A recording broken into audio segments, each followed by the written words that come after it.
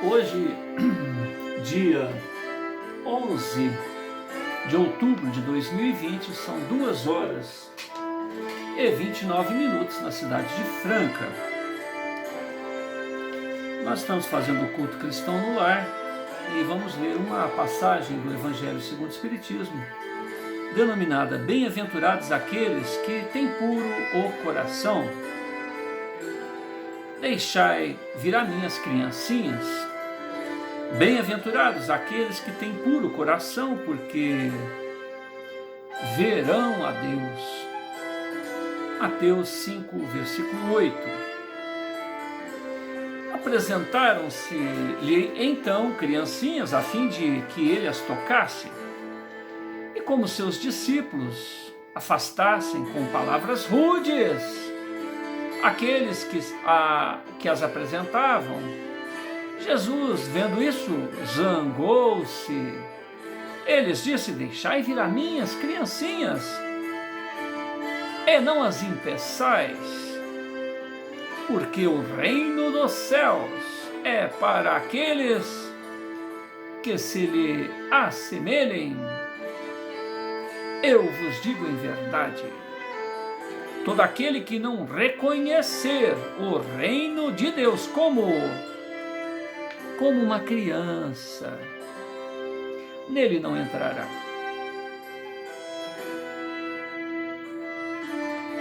E as tendo abençoado, as abençoou, impondo-lhe as mãos. Isso está em Marcos, capítulo 10, versículos de 13 a 16. A pureza de coração é inseparável da simplicidade e da humildade, e exclui todo o pensamento de egoísmo e de orgulho. Por isto, Jesus toma a infância por emblema dessa pureza, como a tomou para a da humildade. Esta constatação poderia não parecer justa, melhor dizendo, esta comparação poderia não parecer justa, considerando que o espírito da criança pode ser muito velho e que traz ao renascer para a vida corporal as imperfeições das quais não se despojou. Nas suas existências pretéritas, só um espírito que atingiu a perfeição poderia dar um modelo de verdadeira pureza. Contudo, ela é exata do ponto de vista da vida presente, porque a criancinha, não tendo ainda podido manifestar nenhuma tendência perversa, nos oferece a imagem da inocência e da candura. Também Jesus não diz de modo absoluto que o reino de Deus é para elas, mas para aqueles que se lhes assemelham. Uma vez que o espírito da criança já viveu, porque não se mostra ele desde o princípio tal qual é? Tudo é sábio nas obras de Deus. A criança tem necessidade de cuidados delicados, que só a ternura materna pode lhe dar. E esta ternura cresce com a fraqueza e a ingenuidade da criança. Para uma mãe, seu filho é sempre um anjo, e precisaria que fosse assim, ou que assim fosse, para cativar a sua solicitude. Ela não teria para ele o mesmo desprendimento se, ao invés da graça ingênua, encontrasse nele sob os traços infantis, o caráter viril e as ideias de um adulto. Ainda menos se conhecesse o seu passado. Seria preciso, pois, que a atividade do princípio inteligente fosse proporcional à fraqueza do corpo, que não poderia resistir a uma atividade muito grande do espírito, assim como se vê entre crianças muito precoces. É por isto que, desde a aproximação da encarnação, entrando o espírito em perturbação, perde pouco a pouco a consciência de si mesmo. Ele, durante um certo período, permanece numa espécie de sono, durante o qual todas as suas faculdades se conservam em estado latente. Este estado transitório é necessário para dar ao espírito um novo ponto de partida e fazê-lo esquecer em sua nova existência terrestre as coisas que poderiam entravá-la. Seu passado, entretanto, reage sobre ele, que renasce para a vida maior, mais forte, moral e intelectualmente, sustentado e secundado pela intuição que conserva da experiência adquirida. A partir do nascimento, suas ideias retornam gradualmente impulso à medida que se desenvolvem os órgãos. De onde se pode dizer que, durante os primeiros anos, o espírito é verdadeiramente criança, porque as ideias que formam o fundo do seu caráter ainda estão adormecidas. Durante o tempo em que seus instintos dormitam, ele é mais acessível e, por isto, mais impressionável, onde se pode modificar a sua natureza e fazê-lo progredir, o que torna mais fácil a tarefa imposta aos pais. O espírito terrestre, pois, por um tempo, a túnica, repetindo, o espírito reveste, pois, por um tempo, a túnica da inocência. E Jesus está com a verdade quando, malgrado a anterioridade da alma, toma a criança por emblema de pureza e simplicidade. Aprendestes o que foi dito aos antigos: não cometereis adultério. Eu vos digo, entretanto, que todo aquele que tiver olhado para uma mulher com mau desejo por ela, já cometeu adultério com ela em seu coração. Isso está em Mateus, capítulo 5, versículos 27 e 28. A palavra adultério não deve ser entendida aqui no sentido exclusivo de sua acepção própria, mas em sentido mais geral. Jesus frequentemente a empregou por extensão para designar o mal, o pecado e todo mau pensamento. Por exemplo, nesta passagem, porque se alguém se envergonhar de mim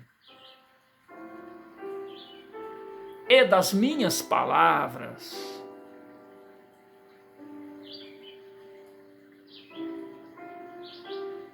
entre esta raça adúltera e pecadora,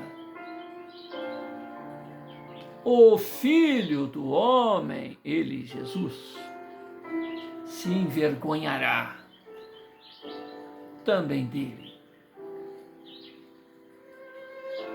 quando vier acompanhado dos santos anjos na glória dos céus, na glória do Pai. Isso está em Marcos capítulo 8, versículo 38. A verdadeira pureza não está somente nos atos, mas também no pensamento. Porque aquele que tem o coração puro não pensa mesmo no mal. Foi isso que Jesus quis dizer. Ele condena o pecado, o erro de alvo, mesmo em pensamento. Porque é um sinal de impureza. Este princípio conduz naturalmente a esta questão. Sofrem-se as consequências de um pensamento mau, não seguido de efeito. Há aqui uma importante distinção a fazer. À medida que a alma é empenhada no mau caminho, avança na vida espiritual, se esclarece, se despoja, pouco a pouco, de suas imperfeições, segundo a maior ou menor boa vontade, que emprega em virtude do seu livre-arbítrio. Todo mau pensamento, pois, resulta da imperfeição da alma. Mas, de acordo com o desejo que concebeu de se depurar, mesmo este mau pensamento torna-se para ela uma ocasião de adiantamento, porque o repele com energia. É o indício de uma marcha que se esforça, é o indício de uma mancha que se esforça por apagar, e não cederá se apresentar ocasião de satisfazer o desejo, ou o mau desejo. E depois, se tiver resistido, sentir-se-á mais forte, alegre com a sua vitória. Aquela, ao contrário, que não tomou boas resoluções ela procura até a ocasião para o ato mau. Se não o realiza, não é por efeito da sua vontade, mas por falta de oportunidade. Ela é, pois, tão culpada como se o cometesse. Em resumo, na pessoa que não concebe mesmo o mau pensamento do mal, o progresso já está realizado. Aquela que vem esse pensamento, mas o repele, o progresso está em vias de se cumprir. Aquela, enfim, que tem esse pensamento e nele se compraz, o mal ainda está com toda a sua força. Numa o trabalho está feito, na outra está por fazer. Deus, que é justo, considera todas estas diferenças na responsabilidade dos atos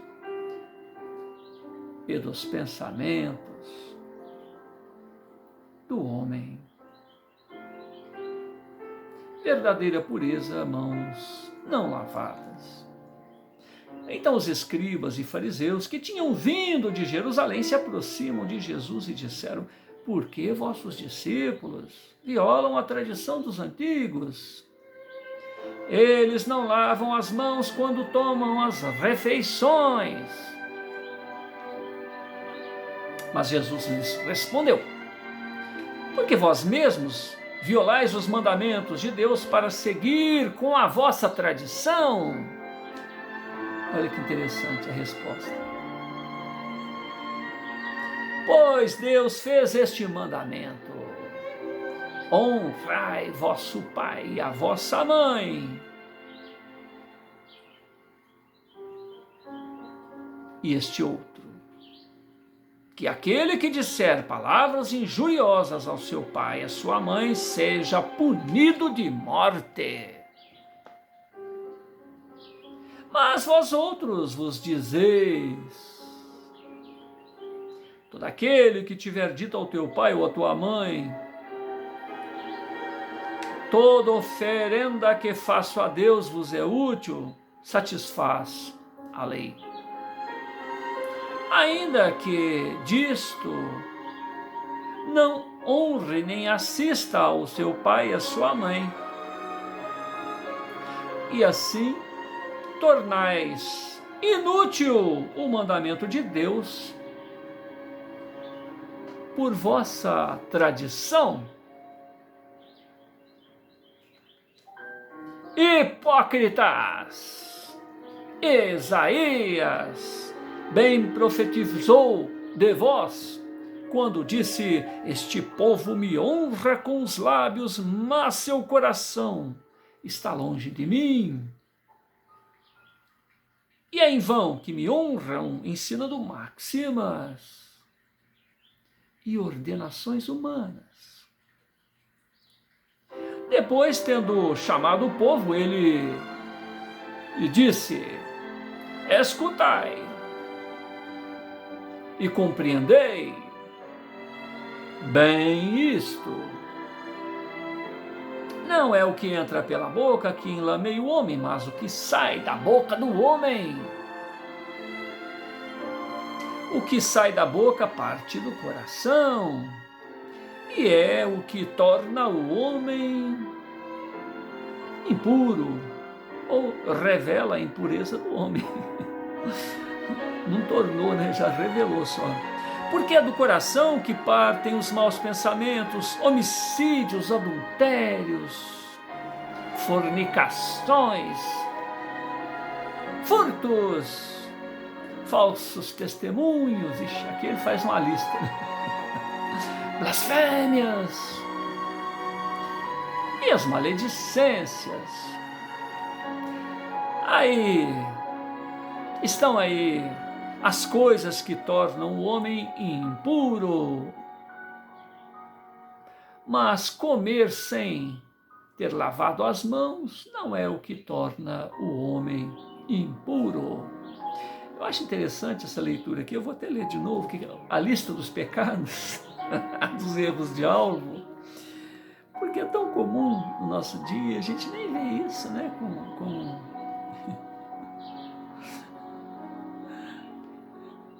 É daí que partem os maus pensamentos, homicídios, adultérios, fornicações, furtos, falsos testemunhos, blasfêmias, maledicências.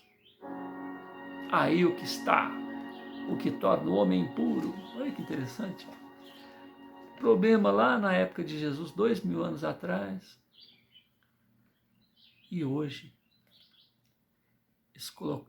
essas antivirtudes são quase que colocadas como virtudes, né?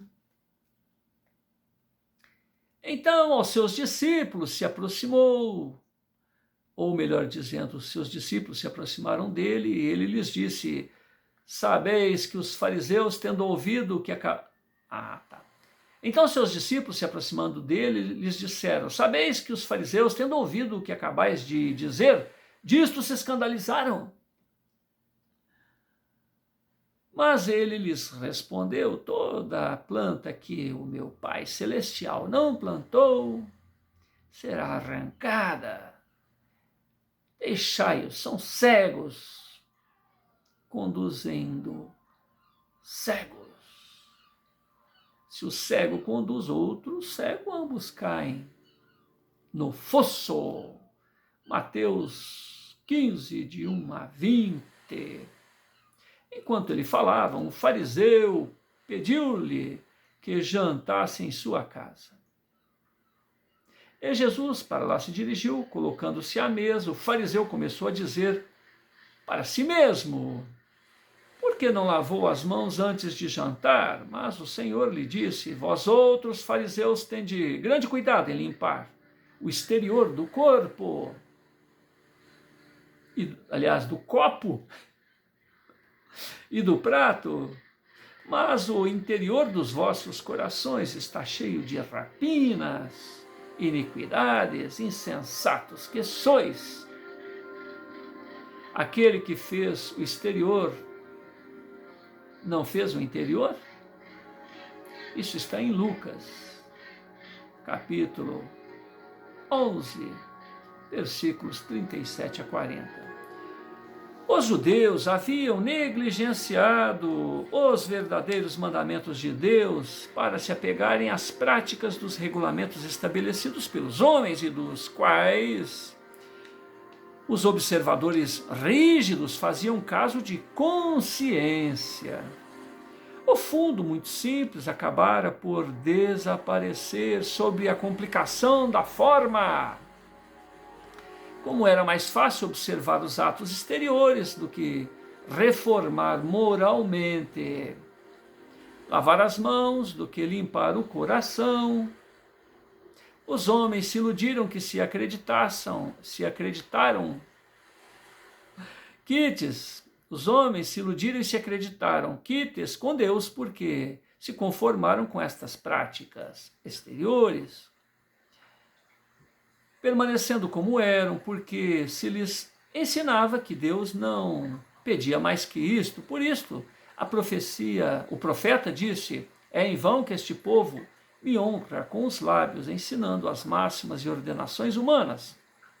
Ocorre o mesmo na doutrina moral do Cristo, que acabou por ser colocada em segundo plano, o que fez com que muitos cristãos crerem a exemplo dos antigos judeus. Sua salvação está assegurada pelas práticas exteriores do que pelas práticas morais, práticas da moral. É a essas adições feitas pelos homens à lei de Deus que Jesus faz alusão, quando disse: toda planta que meu Pai Celestial não plantou será arrancada. O objetivo da religião é conduzir o homem a Deus. Ora, o homem não chega a Deus senão quando está perfeito. Portanto, toda religião que não torna o homem melhor não atinge seus objetivos. Aquela sobre a qual se crê apoiar para fazer o mal, ou é falsa, ou foi falseada no seu princípio. Tal é o resultado de todas aquelas em que a forma se impõe sobre o fundo. A crença na eficácia dos sinais exteriores é nula, se não impede que se cometam homicídios, adultérios, expoliações, calúnias e de fazer o mal ao próximo no que quer que seja. Ela faz supersticiosos,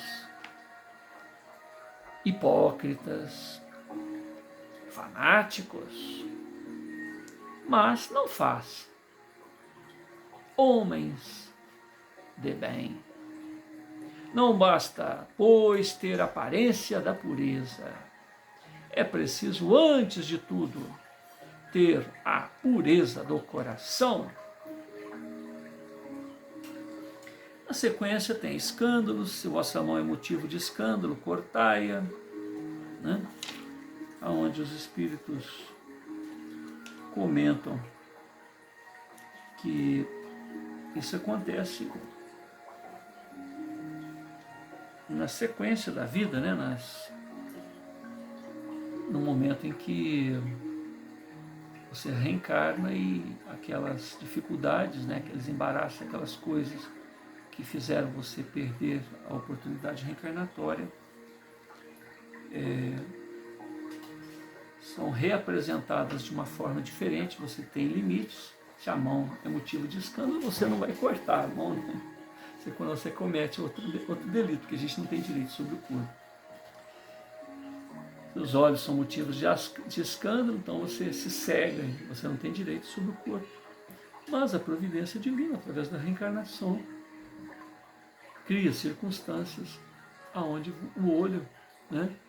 Então existe todo um preparo psicológico para que você não tenha o olho, uma aceitação até no mundo espiritual, antes da reencarnação, para que você tenha consciência de que na ausência dos olhos físicos, né, você vai despertar para outros valores, ou até para a importância da maneira de se olhar, ou de se falar, ou de se ouvir. E aí, né, nós rogamos a Jesus, este abençoado embaixador do amor, que nos acolha o coração, que nos envolva o entendimento, para que cada um de nós tenha uma experiência com a imortalidade, tenha uma experiência com aqueles que nos antecederam no retorno à pátria espiritual, nos lembrando que todos nós somos seres imortais, somos almas imortais, matriculados neste cenário da Terra, neste teatro da vida aqui na Terra, assumindo e reassumindo circunstâncias que nos permitam aprimorar os valores permanentes de que todos somos investidos,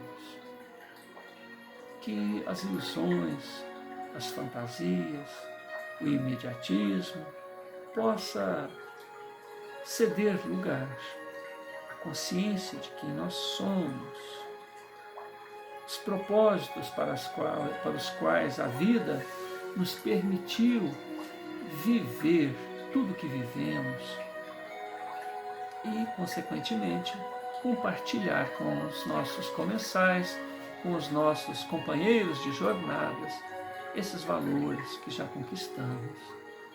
E até as nossas dores, os nossos erros, onde os nossos escândalos certamente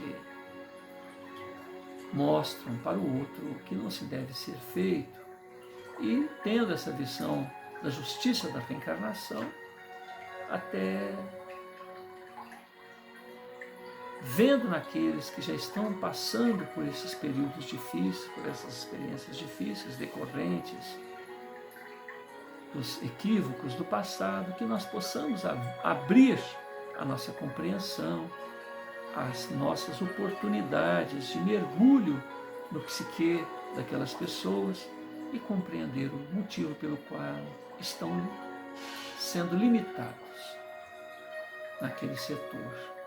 Que nós possamos ser empreiteiros do bem, entusiasmando essas pessoas para que continuem, que perseverem, que desenvolvam os seus dons e que valorizem aquilo que hoje não têm, para que futuramente, quando retornarem a ter, né, possam melhor utilizar aqueles. Porque a providência divina quer somente o nosso bem, quer o nosso progresso. Se essas limitações acontecem, elas visam o nosso progresso, a nossa melhoria, o nosso melhor viver. E que a experiência do outro, no sentido de não ter hoje, possa nos alertar para aquilo que nós possuímos. Porque se percebemos a cegueira no outro, é porque nós temos a visão. Se percebemos a mudez no outro, é porque nós temos o dom da palavra, a oportunidade de expressar, através do aparelho fonador, aquilo que nós queremos. E assim por diante, as limitações do outro poderão ser as nossas próprias limitações se não nos atentarmos a isto. Em certa oportunidade eu comentei isso com um ser muito querido, a respeito do caminho que estava dando à própria vida, e a primeira expressão que ele utilizou foi esta: um ser muito amado, muito próximo. Você não sabe que não se dá conselhos para quem não quer ouvir? Ou seja, e num outro momento, reincidindo a oportunidade, ele completa a frase: se eu soubesse que era tão bom agir como estou agindo, eu já teria começado, era mais cedo. E aí calam-se todos os argumentos e fica por conta dessa próxima leitura, né? Se o ouro, se a vista, os ouvidos, a palavra, a sexualidade, a inteligência são motivos de escândalo. O momento virá em que a providência divina o colocará de uma determinada maneira, onde você reveja esses conceitos. Se eu soubesse o quanto que era bom, eu teria começado, era mais cedo.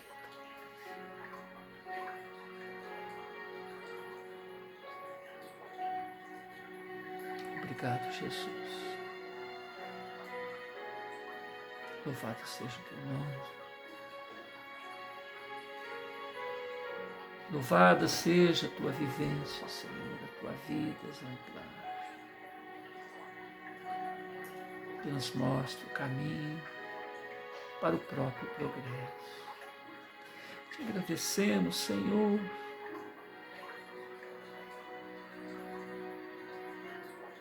pela paciência que teve e tem conosco, e ainda assim nos assegura que nenhuma de suas ovelhas se perderá, que nos aguarda pelos séculos, os séculos, o progresso.